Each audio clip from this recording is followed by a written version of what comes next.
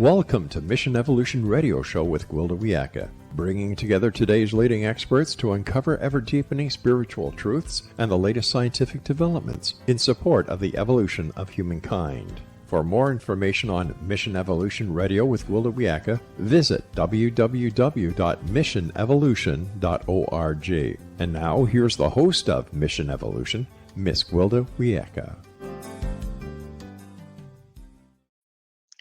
Did you know that your health is impacted by your home? This being the case, how can we create a supportive, healthy home environment?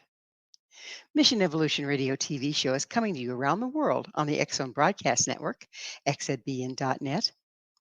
With us this hour to uncover hidden health hazards in our home is Caroline Blazovsky. I'll get that one right yet. Caroline is a national health home expert with over 24 years of experience working with the public and physicians to create healthy living spaces and improve wellness. She's investigated over 30,000 homes in her career, looking for correlations to how we live and how it affects our health and wellness.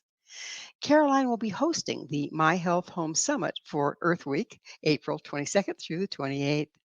Her website, healthyhomeexpert.com. Caroline, thanks for joining us on Mission Evolution. Hello, thank you for having me. You mentioned you're a let me see, a healthy home expert. What is that? So, yeah, my job is to look at homes and investigate them for all kinds of issues. So, we'll look at things like radon, we'll look at mold, allergens, chemicals in the home, pesticides, and see if a homeowner has these things and how it's correlating back to their health. Like, are they experiencing symptoms or could it potentially affect them in the future? So, what draws people to have you come in and do it? Are they usually having a health problem or considering buying a home, or what's going on usually? That's a great question. Yes, I think it's all of the above. Sometimes people are experiencing symptoms. Their children have asthma or allergies. Sometimes it's that they're not feeling well. They have autoimmune diseases. People have cancer. Some people are going through real estate or they purchased without doing an inspection. And now they have a home that has problems. So it's all of those things and more. It seems like an area that's not really well known. I know how important it is just because I've had to deal with some of it with my children and everything, but most people don't even think about it, do they? No, and doctors don't think about it either. So you'll go to a doctor and you'll get your blood work and you'll get your scans, and they'll say, "Oh, you've got a completely clean bill of health." And you'll walk out and you'll say, "But I get headaches every day," or "I'm stuffy every day," but it's not correlating to the blood work that we see at the doctor's office. So that's when people need to sort of check into their homes and say, "What's going on here? Could it be something in my environment that's making me feel sick?" Well, we spend so much time in our homes, it only makes sense to check that out first, right? Right. So, what's your educational background and certifications in the field? So I've been in the field 25 years, so I'm dating myself a little bit, but I started as a certified mold remediator. Then I became a certified indoor environmentalist and specialist. So that means I can I'm certified to look and test for homes for all sorts of contaminants. I became through NEHA, which is the National Environmental Health Association, a healthy home specialist. I have education in sustainable design and in public health.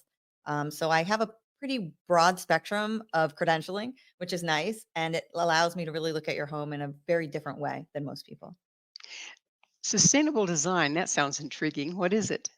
So, sustainable design, well, when I went through the program, is looking at how we can sort of be more energy efficient, more friendly to the planet when we build, making sure that we're not using up natural resources and that we're sort of being conservative and conscious of our Mother Earth. And then what I saw actually when I was in programs like this were that we looked at these things like energy efficiency and we looked at what we were building with in terms of how we were using up resources for the earth, but we never looked at health, which was strange. So I chose to focus on the health piece and how our homes affect us and how they can make us feel. Do you also pay attention to electromagnetics? Say, for instance, when I was designing this home, I made sure to design it's solar. I made sure to design the battery shed and the inverter far away from the bedrooms or where people were going to be spending most of their time. Is that part of the consideration you guys look into? Yeah. Is where that's running? Yes. And that's amazing that you bring that up because I think that's a hot topic right now. We're all worried about 5G, wireless, how these non-ionizing and also ionizing radiations affect us. And yes, that's part of it, looking at like how you're wired in, how you're accessible or inaccessible to the radiation that comes off of all of our computers and electronics. So yes, I love that. It's all part of Th- it. There are some companies out there that have created instruments, little tools Yes. that put off the equal but opposite wavelength of that which is damaging to us. Are you familiar with those? And do you think they work?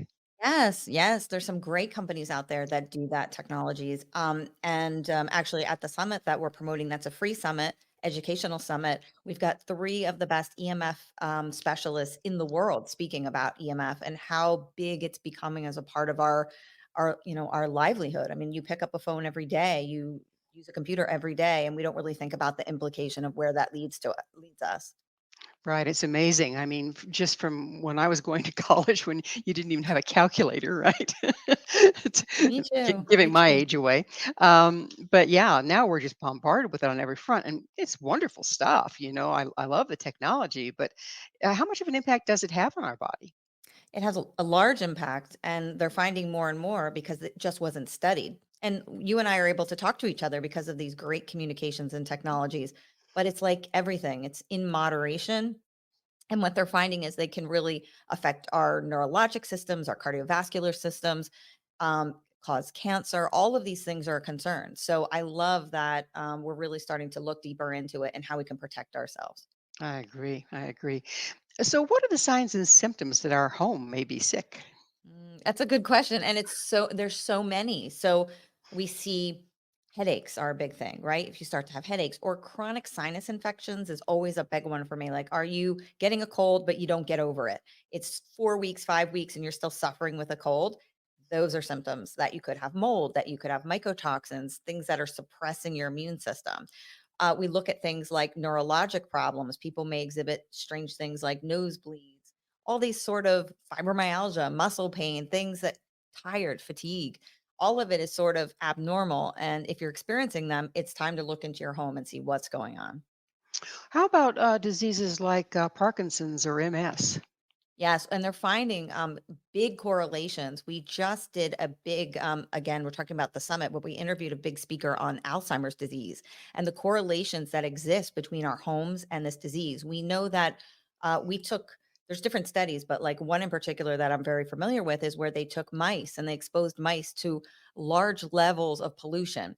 And suddenly those mice started to develop amyloid plaque, which is that plaque that we associate with Alzheimer's disease. And they also started to have cognitive dysfunction. So we know all these pollution, these particulates, these very fine, less than what we call PM, they're called PM 2.5, that fly through the air, go into our bloodstream very quickly. And that can cause all kinds of immune system problems, dysfunction with cardiovascular, and then also with neurological as well. What about what's outside coming in? Basically, um, do you take into consideration the environment the home is in? Say, for instance, I live in the high desert, so it's very dry here. I'd have to work hard to get some mold, okay? But I get lots of dust and sand. So, do In you particular. consider where on the planet that the home is, and does that Yes. help you know what Yes. to look for? Yes. And also, I'm not going to let you off the hook because believe it or not, we have mold in all 50 states. We have it in all climates. And that's because we have air conditioning. We introduced a lot of mechanical systems, right? And Mhm. what happens with air conditioning is you have condensers in there that can get moldy. You have rainy seasons. So sometimes the ground isn't so prepared for all the rain it's going to get. And then when you do get it, it actually floods into spaces in the home. So believe it or not, work with mold and mycotoxin is ever present everywhere we live, unfortunately. Well, when we started trying to control our environments, we opened up a whole can of worms, didn't we? Yes, yes, we did. You're absolutely right. So, according to public health, only 10% of the detriments to health is related to health care that we receive. Where does the other 90% come from? So we are seeing so many correlations between how people live and how they feel. And the more we investigate them, so like from my experience, I've looked at 30,000 homes in my career. And what we see are correlations between sick occupants and a sick building. Now, our bodies are like pretty resilient. What's cool is that our bodies actually can take on a lot of burden and be exposed to a lot of things and it doesn't affect us. But when we start to see trifectas or things happening simultaneously, like we see people have mold on top of chemicals, on top of pesticide, maybe EMF, that's when we start to see people complaining about health symptoms and sick occupants. So these correlations, in my opinion, I see big correlations between disease. I think 85% of disease states come from our environments. And when you're in, I was in a public health program at the University of Southern California, and they taught us about the importance of environment and how much it's a social determinant of health. Where you live is going to directly correlate to how you feel. So somehow we forget about it when we end up going to our doctor or we get out in the real world. We just think, oh, our environment doesn't matter, but we know it does in a big way. Yeah, and it's amazing. A lot of the indigenous people healers would go live with the family if there was one sick occupant because they felt that it was the whole Amazing. enchilada was out of balance and they wanted to see where it was. Well, it's about time for us to go into a break. Time is flying already. But on the other side, we'll get into more of how to find out if your home is sick. Carolyn and I will return very shortly. Please don't go away. This is Mission Evolution, www.missionevolution.org, where you find out all the latest about what's happening in the healthcare industry. Is your home making you sick? With us this hour, discussing the hidden health hazards that can be found in our home, is Caroline Blazovsky. Her website, healthyhomeexpert.com.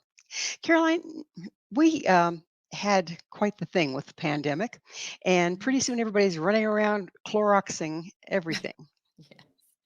um, their hands, everything. What kind of an impact was that?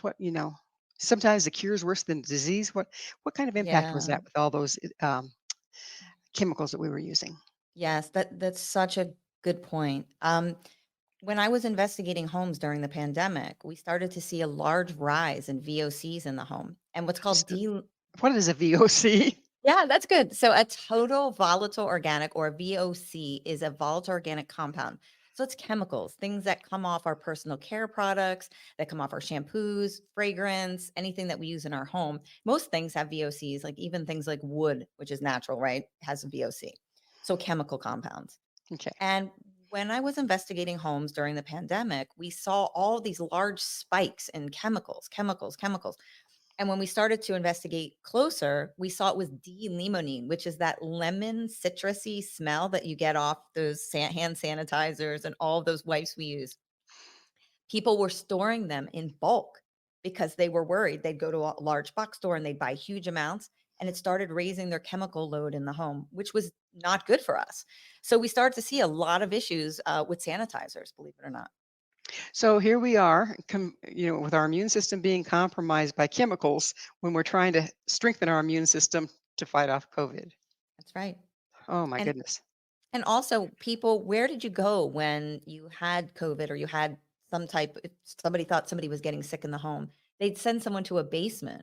And then we had all these issues where people were like having mold because they were seeing the mold. They were down in the basement trying to separate from their families and not get people sick. And then they started to realize, oh my gosh, we have mold problems in our home too. And then people were working from home and they saw all the different things going on in a home that they weren't addressing because they were out in the field, busy at the office and they weren't staying at home. So it was very busy time for us, believe it or not. I can imagine. I can imagine. Um, so you mentioned mold. Let's get into mold and mildew and all those wonderful things. What can you tell us about it? So molds are like people and they need the same things that we need to live. So they need water and food and they need a nice environment. And so when we give them these things like our basements or crawl spaces or even places in our home like under our kitchen sink, we give them a food source, we give them water, we maybe have a drip or a leak, we have water coming in, the mold starts to form. And molds have been around since for eons, since the beginning of time. But how are they detrimental to us? So they produce, there's three things that molds can do. So molds are one that's that fuzzy thing you see growing on a piece of fruit or in your shower. That's what we call a beta glucan involved with it and a protein. And that causes like allergies in about 20% of the populace.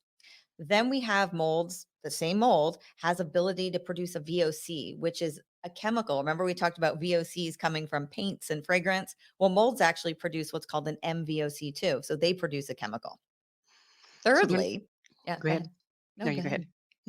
Yeah. Are, So thirdly, they can produce a mycotoxin, which is a neurotoxin. Not all molds have this ability, but certain ones have a strength to them, I call them, and they can produce a neurotoxin and throw it out at us like an assault. So if we go down and we start cleaning an area and we think, oh, I'm just going to clean up with the boxes, and the mold is there that can produce this neurotoxin, it starts throwing it out into the environment and we get very sick. so they can defend themselves too.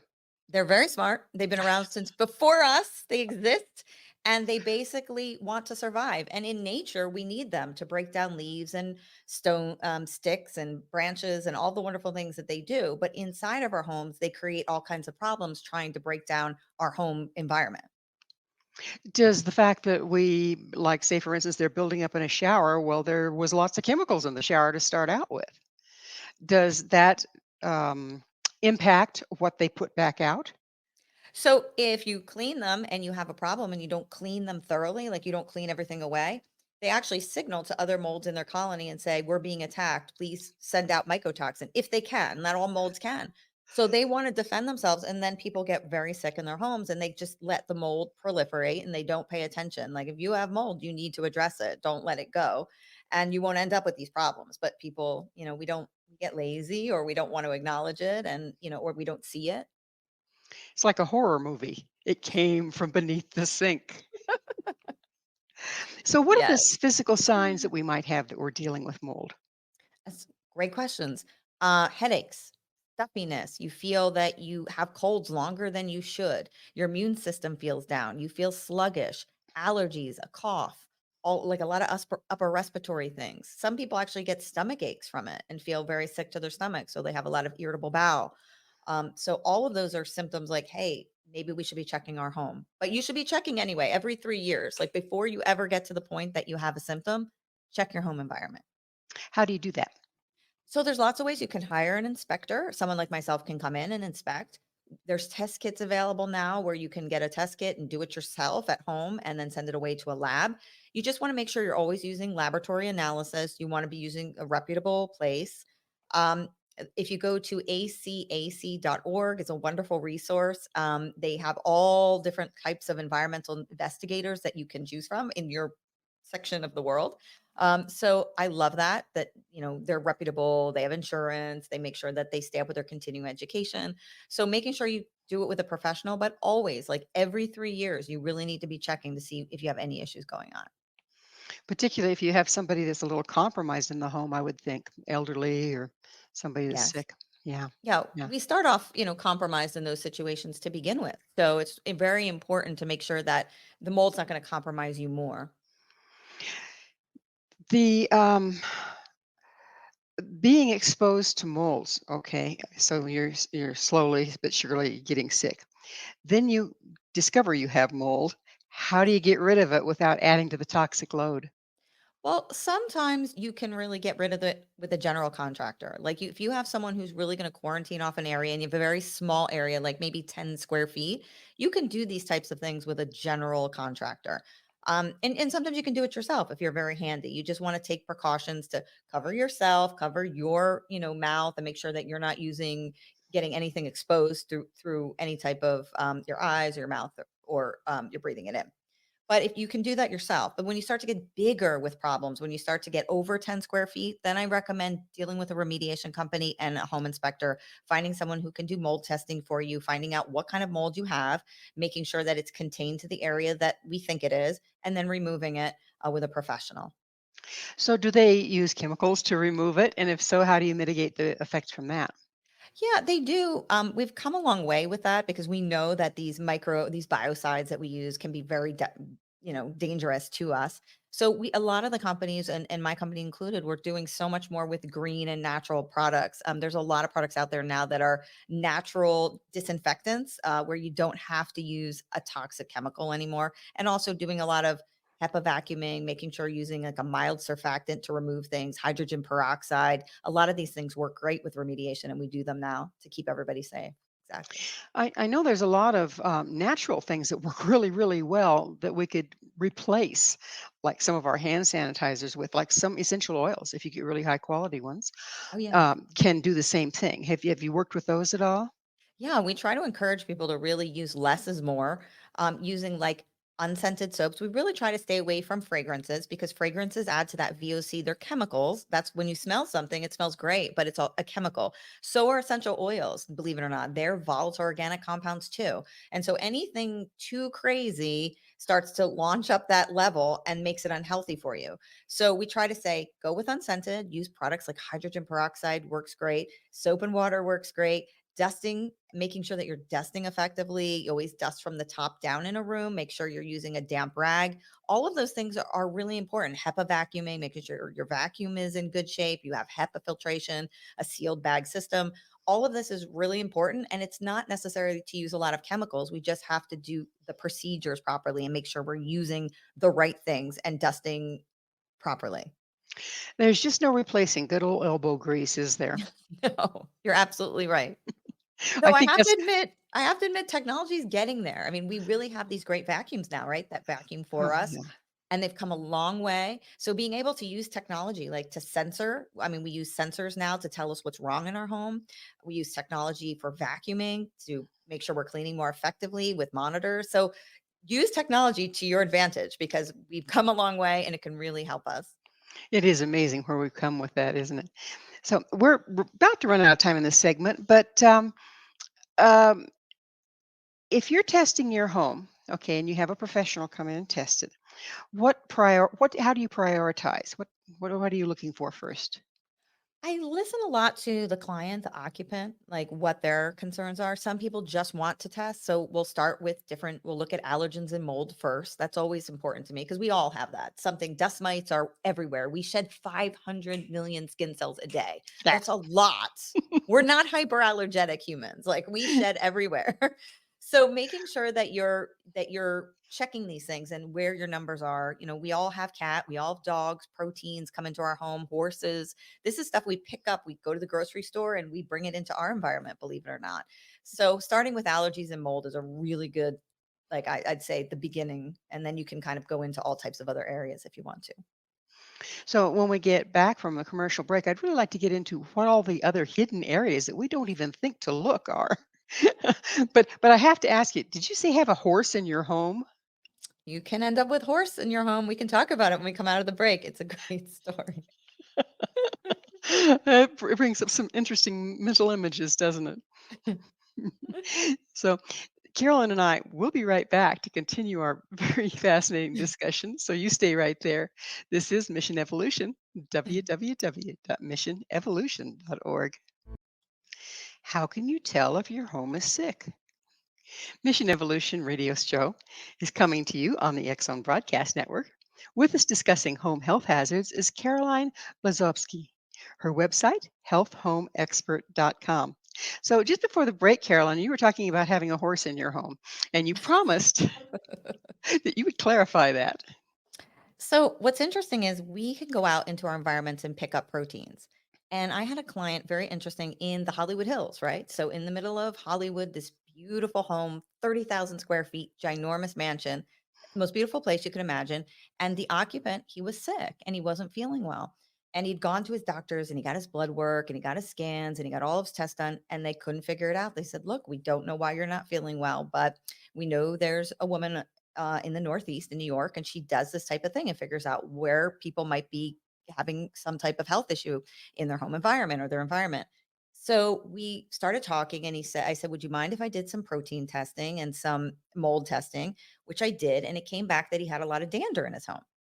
So I said, okay, where can we go with this? Like, let me try to analyze what this dander is made out of. Well, I sent it to the lab, and sure enough, it came back that it was loaded with horse protein. Now, he never had a horse.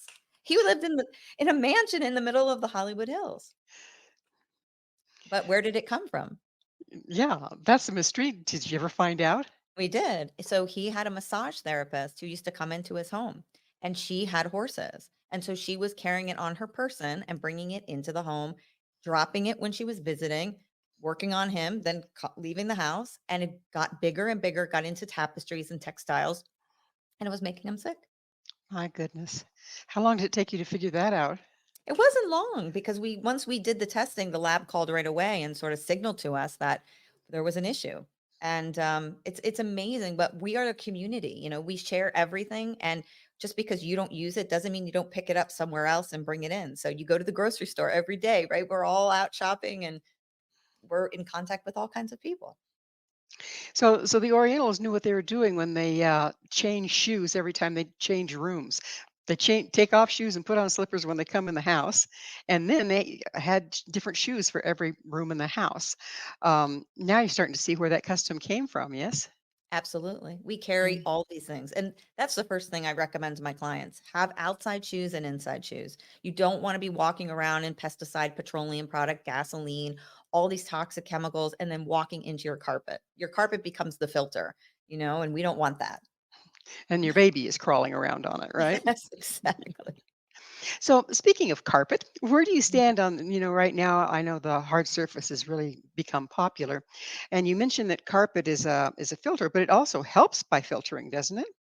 So the carpet's an interesting thing. The problem that we don't like about it is it has a lot of dyes and colors and petroleum and chemical. They've gotten a lot better at reducing formaldehyde in carpeting, which it used to be. Formaldehyde is a VOC that we talk about and a carcinogen.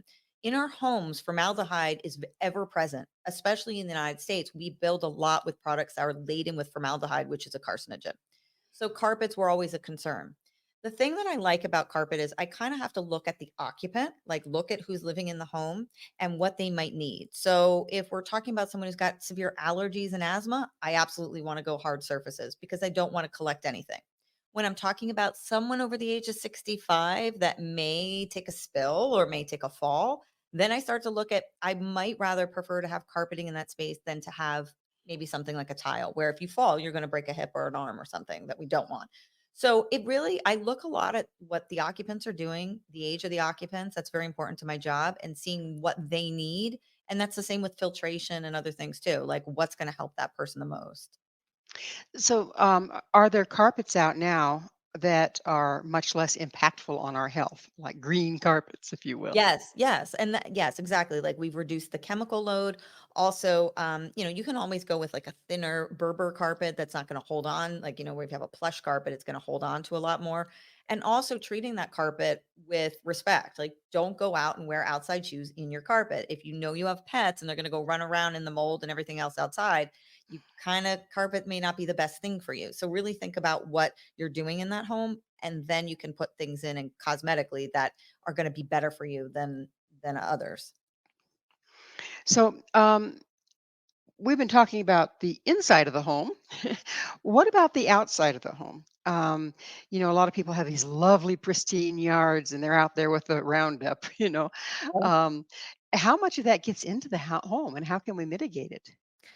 So just so your audience knows, like for an example, when we're talking about glyphosate is people are familiar with that. That's Roundup or any kind of pesticide or herbicide. These things travel. They're not always just confined to your yard.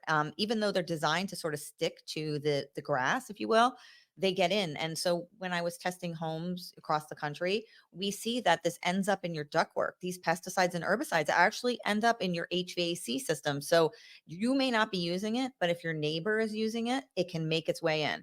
So you have to think about that when you're using these products if you choose to. Obviously I recommend an organic way. I mean, I prefer not to have chemicals, and there's a lot of things you can do. You don't People often think, "Oh, I have to use this to get rid of a weed." There's a lot of great solutions you can look at on the net. And then also using really high concentrations of white vinegar work great. So you can actually spray those on weeds and not have to use the toxic chemicals, which we prefer for you, for sure. Another thing is looking around where you live. Okay, you might be pristine about what you're putting on your own plants and grass, but you might be parked right next to a golf course, say for instance. Are there cases where people just simply have to move? Yes. Yes, of course. Because you can't control everything. You can't control your environment. Believe it or not, too, like when you talk about some people live in the woods, and we were talking about formaldehyde, which is an interesting, it's a chemical, right? And we talk about it's a carcinogen. Wood and trees actually produce formaldehyde. Even though something's natural, doesn't necessarily mean it's good for you. So people who live in the woods, if they're very susceptible to formaldehyde, they may exhibit symptoms or may not feel well because of their outside environment, because the woods naturally contain chemicals. What would be the symptoms of that be? We see people usually headaches. They'll see shortness of breath, eye irritation, lung irritation. Those types of things come with formaldehyde. Like a new building construction, you talk to people who go in, they have that kind of stone feeling. They don't feel right. That's all from the chemicals. When you build a new home or a new building, or you get new carpeting, you'll hear people talk about feel not feeling well. That's a Mhm. lot of the symptoms you'll feel when you're exposed to high VOCs and high formaldehyde. So if you're doing new construction, you can pretty much pay attention to everything you put in your home, can't you? Yeah, we've gotten to that point where you can make better choices. And that's why we educate people about this, is that don't just go blindly and accept a product. Like, you really need to know what you're putting in. And some of these things have long standing effects. Like, we're hearing about PFAS. Maybe people have talked about these non-stick non-stick chemicals that have ended up in the environment and our water. That's a big thing now. The EPA just announced that they're going to be addressing PFAS in the water because it's become such a big chemical that's just all over the planet. They're finding it in very remote places. So making better choices on your products is very important, and also questioning the manufacturers. Like, really, put your money into items that are going to make a difference, and realize that your money has power. And so forcing these companies to create better products is always a wonderful way to spend your money. And there's a lot more awareness coming this way, thanks to people like you. So the pressure's on to the companies, isn't it? Yeah, I hope so. I mean, we'd like to say that, we are getting smarter, and we know that this area of our home is never looked at, and it's somewhere we spend a lot of time. And now, because of, COVID, more people are working from home than ever. So Hmm. we're in our environments, and there's no one checking your environment. You're your own police officer for that space. You need to be the one monitoring, because who's checking your air quality? No one. HEPA's not here, right? No, exactly. So, Exactly. um, how about our heating and cooling systems? That looks like it might be a bucket of worms. Yeah, that is a bucket of worms for sure. But that's what we're talking about. You're responsible for your heating, your air conditioning, your water quality. If nobody's checking that, you need to check it. So HVAC is one of those areas that I walk into homes all the time, and people say, I said, "Have you changed your filter?" And they say, "What do you mean I have a filter?" And I'm like, "Yes." And then I get into these places and I see these filters that you're breathing in, and it's horrible. So you need to know how your heating and air conditioning works. There's so many different types of heating and air conditioning. Some people have baseboard heat. Some people have a blowing system. We call it the hot forced hot air. Some people have a heat pump. So know what you have in your home and how your home heats and cools. It's very important. It's like, don't be a homeowner if you're not going to know this technique. You need to know what you're using and how it operates, and if you have filters to change. And then with air conditioning, of course, we've got to maintain it so we don't get mold. So, a lot of the things that we might install, like water filters, to help with our health, if we don't pay attention to the age of the filter, we might be making it worse. Yes, absolutely. And that happens frequently. It's the same with pure air purifiers. People buy them and then they run and run them and don't change the filter. And that's not hermetically sealed. So everything you capture in that unit or that air purifier sits in the corner of your room. And if you're exposed to cat and there's cat in there, you're still going to have allergies. You need to change these filters regularly and make sure you're keeping up with the maintenance. It's huge. People just buy it, they set it and forget it, and you just can't do that. So follow your manufacturer's recommendations and change the filter. So, it could actually be causing more problems than not if you aren't maintaining it. Yes. And sometimes it's better not to actually use a filter. Sometimes people put filtration on water and make it worse. And so you really test your water, know what you have, and then apply these solutions if you need it.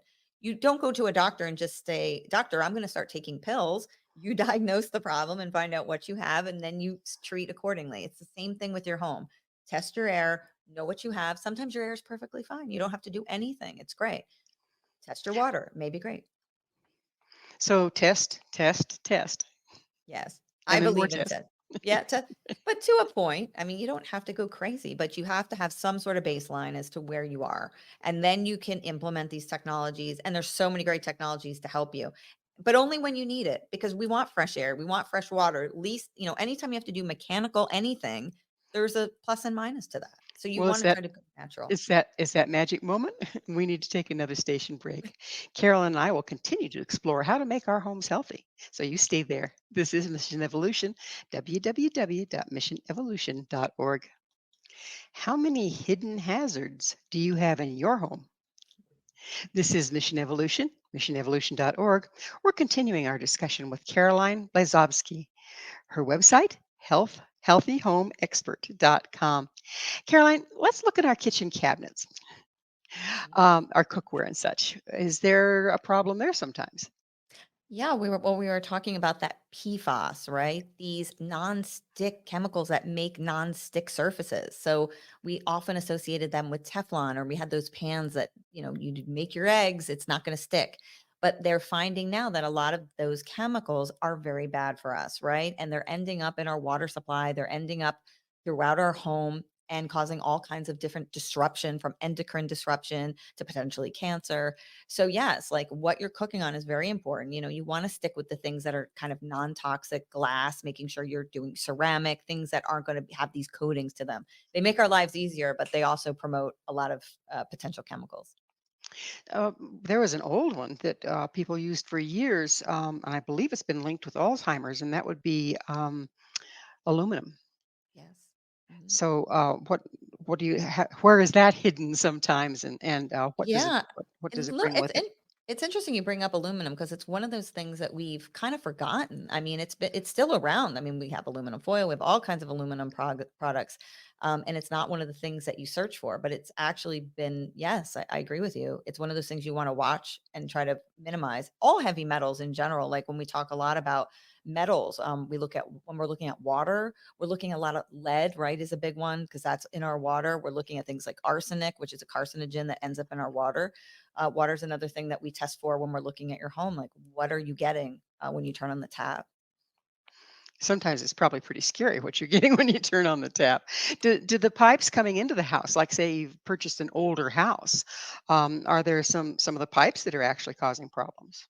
Yes. And believe it or not, the water, if you're on municipality water, right, you have a water treatment facility that treats your water. You are responsible. Once that water hits your home, now it's your responsibility as the consumer. And people don't think about that. And also, when the water leaves the plant, what where it goes before it reaches you is very interesting. It comes in contact with all types of organic material. Pipes, like you're talking about, could be rusted, have lead. We've seen that a lot in like Flint, Michigan, where there were high exposures to lead. And also the water, if you're using chlorination, and chlorination is how you're treating the water from the water plant, you end up what's called chlorination byproduct in your water, and those are carcinogens. So that's a very interesting thing to look for. And that's why we filter a lot. If you have a lot of chlorination byproduct in your water, we're going to want to take that out. So yes, your water it's a big topic, and it's something that has to be monitored. The experts are recommending every year you should be testing, and we don't do that. So the byproducts are pretty interesting. So that you can have water that's been chlorinated, sit it out, let the chlorine gas off, but you still have carcinogens as a result of the chlorine. Yeah, so as the chlorine goes, as the water goes through the pipe and the chlorine starts to come in contact with organic material that's in those pipes, it forms a chlorination byproduct. And what was interesting, in the US back in 2009, President Obama put a team on cancer, and they wanted to see what were some of the bigger causes of cancer in the nation, in the world. And basically, they came across chlorination byproduct as being one of the big carcinogens that we have to worry about in our water, as well, believe it or not, as X rays. So, what we talk about ionizing radiation. So, these are things that we can see in our home. We get ionizing radiation, not necessarily from X rays, but we get it from radon and radiologicals that come from the earth. So, it's a natural thing producing this. And then we get it in our water. Those are just two things. And then we talked about formaldehyde. Those are three carcinogens right there that we're exposed to on a regular basis in our homes. And pretty soon, we just go on overload.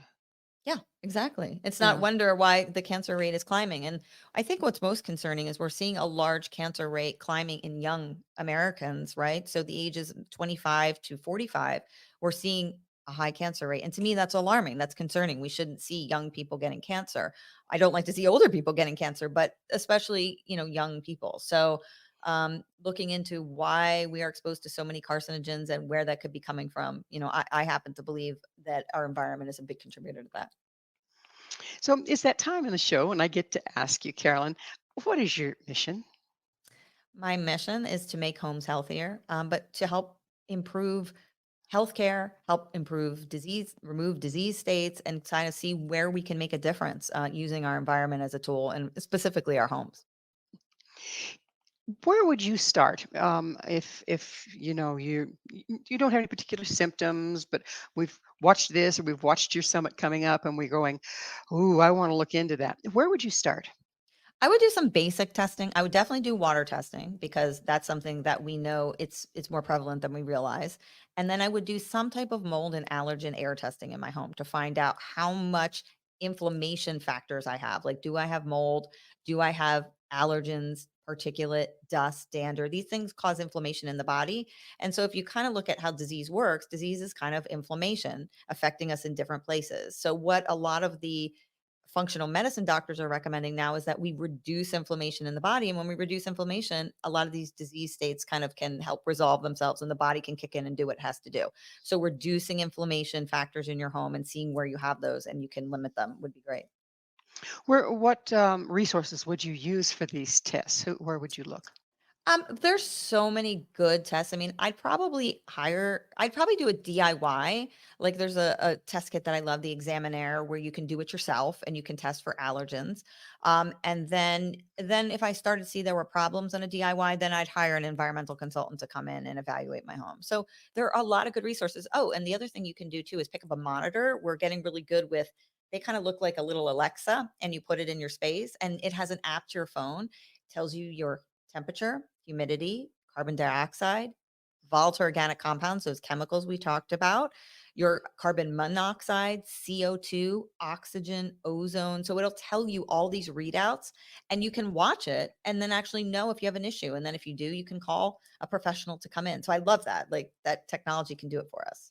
That's amazing. What'd you call that thing? It's one that I like is called the Yoo-Hoo. It's called UHOO, and it's a monitor that does like a very broad spectrum of analysis for you, and you can just put it in your home, at your desk.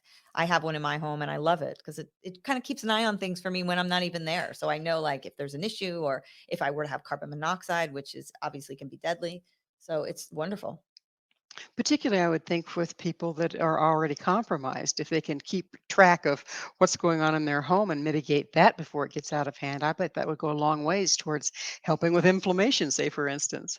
Oh, they should. Anyone who is immune compromised should definitely be utilizing the tools available to make sure their home environment is the best. We can't always control what's out there in the world, but I love that we can come back to our environments and our bodies can kind of reach that equilibrium and sort of homeostasis and calm down. And then we can go out into the world and be bombarded with our chemicals and then come back. But you need to have a place that's sort of low, a very healthy, low chemical load environment. I mean, it's common sense. And doesn't it give our bodies a chance to detox when they're Yes. not being bombarded all the time? 100%. We need that break. And we're learning more in the world that we live in now that we really need to detox more and force ourselves to go into detox, whether it's sauna or we're using other technologies.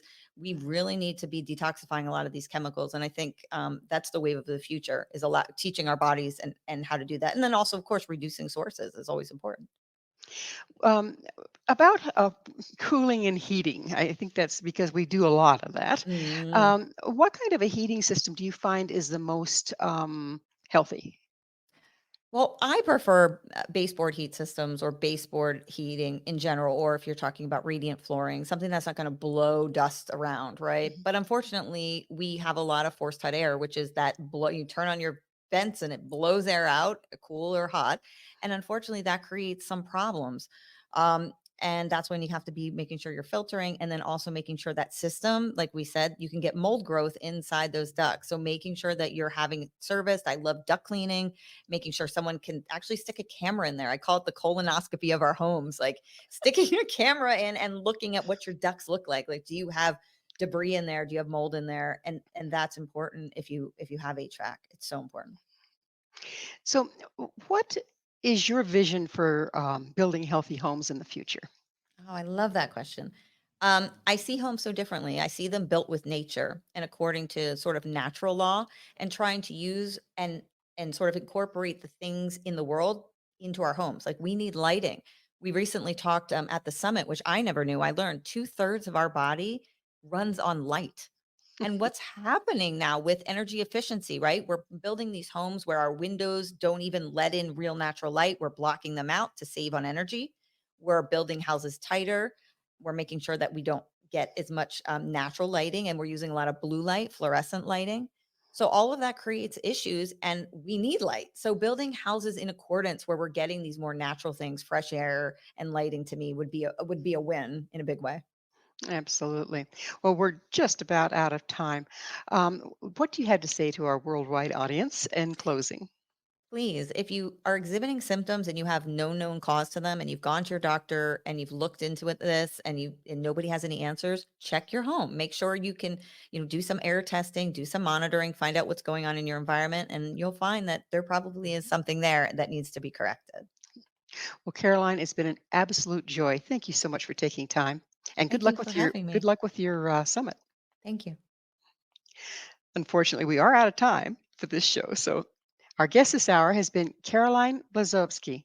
Caroline is hosting this My National Home Health Summit for April. It's going to be between April 22nd and 28th this year. Find out more about Caroline and her summit and all she has to offer. Visit her website, healthyhomeexpert.com. This has been Mission Evolution with Gwilda Wiyaka. For more information or to enjoy past archived episodes, visit our website, www.missionevolution.org. But more importantly, please be sure to join me right here next time as this mission continues, bringing information, resources, and support to our rapidly evolving world.